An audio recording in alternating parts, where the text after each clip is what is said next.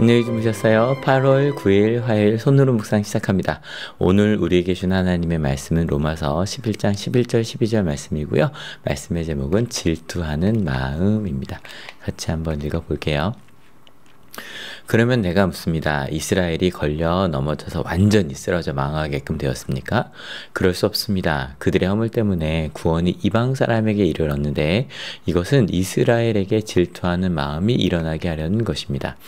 이스라엘의 허물이 세상의 부요함이 되고 이스라엘의 실패가 이방 사람의 부요함이 되었다면 이스라엘 전체가 바로 설 때에는 그 복이 얼마나 더 엄청나겠습니까? 오늘 말씀의 주제는 질투하는 마음입니다. 여러분 혹시 최근 질투 느껴본 적 있으신가요? 아우 나 저거 내가 갖고 싶은데 막 이런 거죠. 전 있었어요. 지난주 토요일 날 김영석 목사님이 오셔서 말씀 전해주셨는데요. 너무 멋진 거예요. 정말로 이거 우리 한올교회 모든 성도님들께 들려드리고 싶을 정도로 말씀이 너무 좋았거든요. 기도 크시고 그리고 저희처럼 PPT 막 이런 거 쓰지 않는데 말씀만으로 이렇게 학생들을 집중시키시는 거예요. 그 말씀 전하시는 그 마음과 그 능력이 실은 너무 부러웠어요. 저도 좀 가지고 싶었어요. 여러분 오늘 말씀 다시 한번 읽어볼게요. 그러면 내가 묻습니다. 이스라엘이 걸려 넘어져서 완전히 쓰러져 망하게끔 되었습니까? 그럴 수 없습니다. 그들의 허물 때문에 라고 되어 있는데요. 로마서 9장부터 바울이 이스라엘을 위하여 특별히 정말 열성이 있긴 한데 잘못된 지식으로 가고 있었던 이스라엘에 대한 이야기를 또 그들에 대한 사랑을 좀 표현하고 있어요. 결국 그들이 열성은 있었지만 잘못된 지식으로 예수 그리스도를 받아들이지 못함에 대해서 안타까움을 이야기하고 있거든요. 그걸 이렇게 표현한 거예요. 이스라엘에 걸려 넘어져서요. 그들의 허물 때문에. 그들의 잘못된 지식 때문에. 분명히 하나님께서 주신 율법이었지만 그것을 있는 그대로가 아니라 이건 우리가 하시는 건 요 정도야 라고 하면서 몇 가지 율법 조항으로 만들어 놓고 그것을 지키면 하나님의 자녀가 된다라고 말하는 순간에 하나님의 나라가 사라지거든요. 왜냐하면 지난주 말씀드린 것처럼 그 하나님의 나라 우리는 한 번도 경험해보지 못한 것이기 때문이에요. 아무튼 그래서 그 이스라엘이 그런 걸 놓쳤잖아요. 그래서 바울을 통하여 또 많은 그 복음이 제자들을 통하여 이방 사람들에게 이르렀어요. 그래서 구원이 그들에게 임했어요. 왜냐하면 이방 사람들은 너무 신기했거든요. 아무것도 한 게 없어요. 근데 하나님이 우리를 사랑하셨대요. 예수께서 십자가에 죽으신 것이 우리 때문이래요. 그것이 너무너무 감사했고 신기했고 하나님을 있는 그대로 받아들였죠. 그걸 보고 나니까 이스라엘에게 어떤 마음이 생겼다? 질투하는 마음이 생겼어요. 왜냐면 저거 뭐야? 왜 하나님이 우리가 아니라 저들에게 저렇게 큰 은혜를 주시지? 큰 은사를 주시지? 쟤들이 어떻게 저렇게 기뻐하지? 그들이 받은 은혜와 그들의 받은 평안들이요.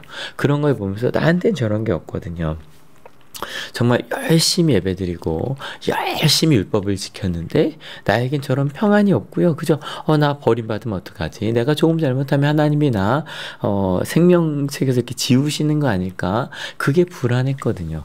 그들이 은혜를 누리면서 사랑하고 하는 것보다 우리는 자꾸 보면서 저거 잘못된 거 아니야? 그러고 바라보고 있었거든요. 그런 것들이 너무너무 부럽고 질투하는 마음이 생기는 거예요.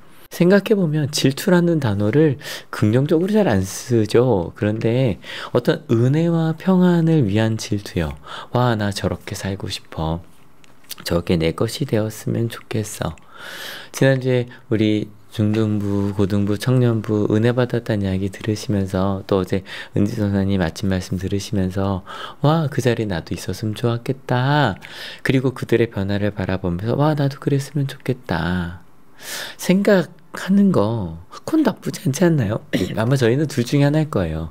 그런 질투하는 이스라엘 쪽에서 있을 수 있어요. 나는 정말 이렇게 아침 말씀 보고 듣고 열심히 손으로 묵상도 하고 어릴 때부터 열심히 모태신앙인으로 혹은 몇 년 동안 열심히 살아가고 있는데 또 그렇게 너무 감사해요. 막 앞에서 찬양단 찬양하면서 그 찬양할 때 부르는 그 좀 찬양하는 모습 속에 보여지는 그 아름다움이지 않나요? 난 왜 저런 게 없지? 나도 저런 거 있었으면 좋겠는데, 난 정말 열심히 했는데, 질투하는 쪽에 계시든 아니면, 난 정말 한 게 아무것도 없는데, 수련회 어떤 애들한테도 보면, 막 안 오려고 했어요. 막 이랬던 친구들이 있었어요. 끝나고 어땠어요? 대현 목사님 정말 걱정할 거 하나도 없었어요. 다 너무 좋았어요. 그러거든요. 그러니까 이게 두 종류가 있는 거예요. 수련회도요, 정말 열심히 준비해서, 열심히 준비한 것 때문에 성장한 적도 있지만, 그냥 갈까 말까 고민하다 그냥 어쩌다 왔어요. 어쩌다 왔는데 너무 좋은 거예요. 여러분은 어느 쪽이세요? 여러분은 어느 쪽이세요? 근데 거기에 대해서 이야기를 합니다. 이스라엘의 허물이 세상의 부요함이 되고 이스라엘의 실패가 이방 사람의 부요함이 되었다면, 어찌 보면 어릴 때부터 열심히 신앙생활하고 그래서 축복받고 싶고 하나님의 정말 좀 사랑받는 또 자랑스러운 자녀가 되고 싶었는데 왜 난 이것도 안 되지, 난 저것도 안 되지, 그러면서 막 그런 평안과 은혜를 누리지 못하고 있었어요. 열심히 봉사하고 있는데, 근데 실은 반대로 아무것도 하지 않았는데 어쩌다 수련회하고 막 은혜를 받았어요. 라고 생각하면, 야, 내가 지금까지 한 거 하나도 소용없잖아, 뭐 이렇게 생각할 수도 있고요. 반대로 그렇게 하나님의 은혜를 깨달은 사람도 저 사람 쓸데없는 짓 했네 라고 생각할 수도 있어요. 근데 거기에 대해서 이 로마서 11장은 바울이 그렇게 생각하면 안 돼. 저희가 이제 내일 훅 32절로 넘어가는데요, 그 중간 부분을 좀 읽어주셨으면 좋겠어요. 왜냐면 이 이방사 아무것도 하지 않고 은혜를 받았었는데 그 사람들도 오해하고 실패할 수가 있거든요. 근데 일단은 오늘은 여기까지만 갑시다. 봐요. 열심히 실패하지 않기 위해 살았는데 나는 실패했다고 생각하는 사람과 그냥 어쩌다 보니까 은혜를 받은 사람이 있어요.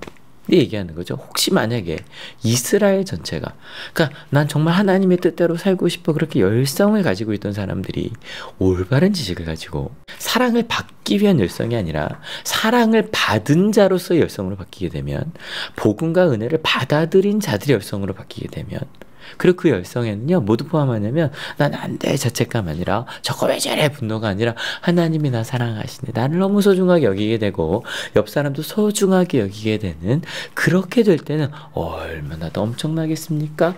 라고 이야기를 하고 있는 거예요. 네. 9장, 10장, 또 11장 저희가 읽고 있으니까 읽다 보면 그래 이스라엘은 끝나서 율법 이야기하는 거 잘못된 거 이럴 수 있는데 바울은 얘기하는 거예요.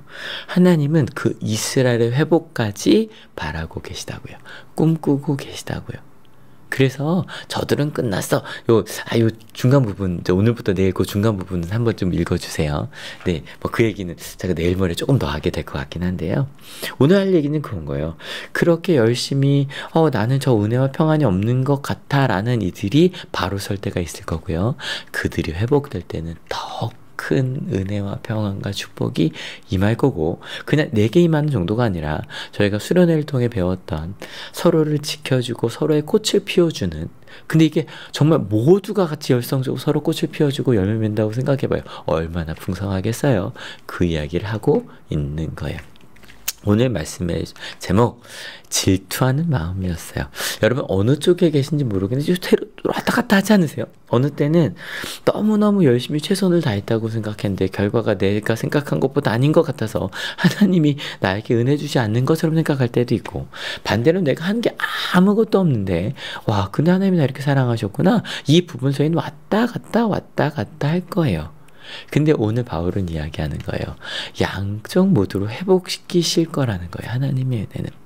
그러니 조심해야 될 건, 질투하면서 저건 잘못됐나 봐, 하나님 불의한 분이야 라고 생각하든 제 사람 이상해 라고 하는 것보다 차라리 질투하는 마음이 나요. 나도 저 은혜 갖고 싶은 데가 나아요. 그러면 하나님의 그 놀라운, 하나님 먼저 사랑해서 아시게 될 거예요. 반대로 은혜를 누리면서 저 사람 쓸데없는 짓 한다, 아니야. 나 같은 걸 사랑하셨어. 근데 저 사람들이 내가 그냥 있는 모습 그대로 소중하다는 걸 알게 되면 얼마나 더 큰 은혜를 누릴까? 나도 저런 열성을 배우고 싶다 라고 하면서 내가 받은 은혜에서 하나님을 향한 열성을 더하는 거죠. 그래서 그 둘이 모두 하나님 나라의 일꾼이 되고요, 하나님의 자녀가 되고요, 그렇게 회복될 거예요. 오늘 마지막 얼마나 더 엄청나겠냐고요. 우리 모두에게 주신 하나님의 음성입니다. 여러분 오늘 어떤 것 갖고 하루 살아가시겠어요? 어느 쪽이어도 괜찮아요. 근데 우리가 기억할 건 우리 모두에게 다 하나님 은혜를 주시고요. 깨달음을 주시고요. 성숙하게 하시고 지켜주시고 그리고 꽃을 피우게 하시고 꽃이 지면 뭐가 열린다? 열매가 열려요. 열매를 맺게 하실 겁니다. 믿으십니까? 같이 기도하시겠습니다. 하나님, 때로 질투하는 쪽에 있기도 하고요. 그저 나 같은 죄인 살리시 너무너무 감사해. 그러면서 주의 은혜를 찬양하는 쪽에 있기도 해요. 어느 자리에 있든지 잊지 않게 해주세요. 양쪽 모두를 하나님이 사랑하셨다는 것. 내가 최선을 다해서 사랑받는 게 아니라 있는 모습 그대로 사랑받았고 사랑받은 자로 살면 된다는 거 잊지 않게 하시고 내가 사랑을 받았다 그래서 내가 난 괜찮아. 저 사람들 이상한 사람들이야. 아무것도 안 해도 괜찮잖아가 아니라 그래 아무것도 안 한 나를 사랑하셨는데 그럼 내가 어떻게 해야 될까? 그렇게 은혜 받은 자로 살아가는 그런 저희가 그렇게 함께 성숙해 갈 때 얼마나 하나님의 은혜가 클까요? 그렇게 저희가 온전히 바로 설 수 있게 매일 이렇게 말씀해 주시고요. 오늘 저희가 어느 자리에 있든지 하나님 그 자리에서 때로는 질투하기도 하고 때로는 감사하기도 하는데요.